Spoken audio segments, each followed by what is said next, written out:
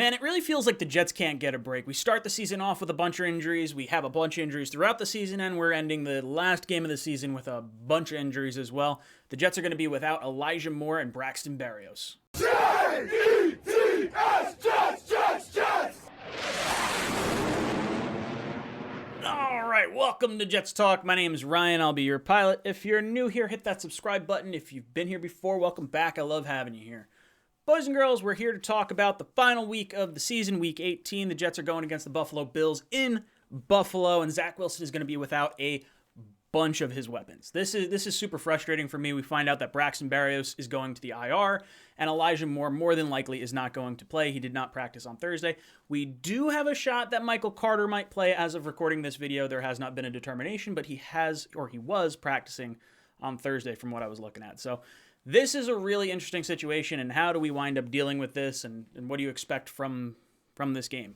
Well, Elijah Moore, explosive second half of the season until he had to go on IR. Really frustrating. He's a long-term piece. He's a person that I have no problem sitting out. I would have loved to have seen him, but I have no problem sitting out. There's no reason to waste any of your good players in the final week of the season with a team that is going to put a real big whooping on us without a bunch of weapons. The Buffalo Bills are fighting for that division lead, so it's going to be a little tough sledding for the New York Jets. But Braxton Berrios is one I was hoping we were going to be able to have. Obviously, I want to bring him back, but I'd love to see him kind of highlighted a little bit more in this last game.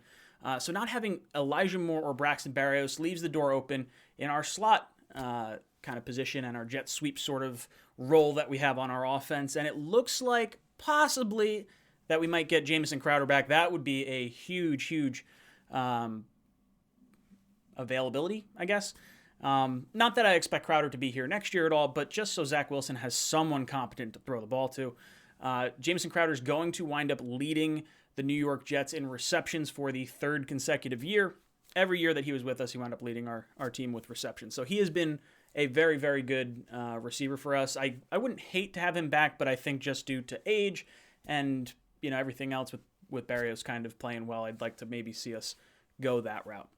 Looking at the rest of this roster, who is Zach Wilson going to be throwing the ball to? We've got Keelan Cole, we've got Denzel Mims, and we've got Jeff Smith. So we got two guys that can't catch the ball and a third guy that just forgot how to play football. I'll let you figure out which ones I'm referring to there.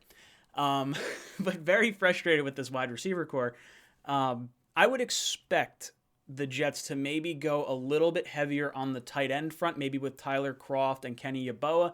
That's probably what I would like to see some bigger packages. Maybe if you do get Michael Carter back, then it would be a little bit easier to run the ball and also, kind of utilize your two tight end sets. Let's see a little bit more out of Kenny Yeboah. He had the 2 receptions last week for 30-something yards.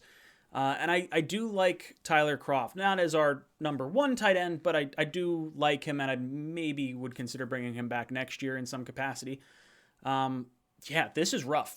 This is not how I wanted to see the final game of the season with Zach Wilson. I was like, after last week's game, I was so pumped on Zach Wilson and getting some potential players back for this final week of the season, and maybe dethroning the Bills from their division title, knocking them out of that. They'd still make the playoffs, but I wanted to play spoiler in some capacity going into the last week of the season.